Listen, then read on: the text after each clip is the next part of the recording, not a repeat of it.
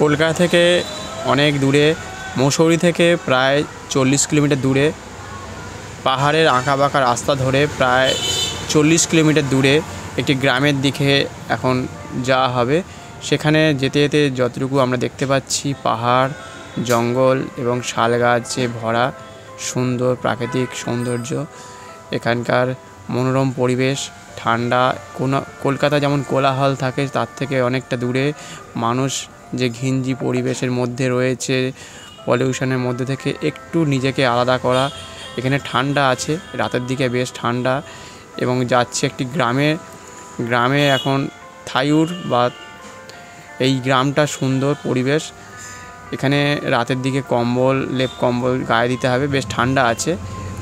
আর এখান থেকে প্রায় 3-4 কিলোমিটার দূরে জঙ্গল আছে, আরও ঘন জঙ্গল। সেখানে বাঘ, ভাল্লুক বা অন্যান্য প্রাণী আওয়াজ শোনা যায় বা সেখানে থাকে। পরে আরও দেখাবো, দেখতে থাকুন আমাদের সাথে।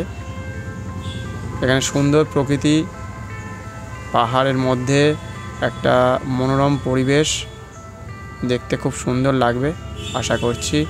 জায়গাটি খুবই শান্ত, নিরিবিলি, কোলাহল থেকে অনেকটা দূরে।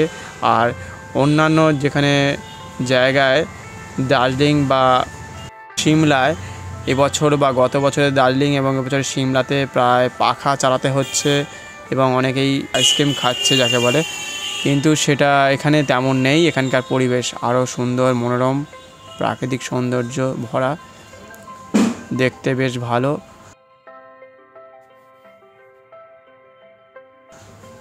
সঙ্গে থাকুন, দেখবেন আরও সুন্দর সুন্দর প্রকৃতি এখানে তুলে ধরা হবে।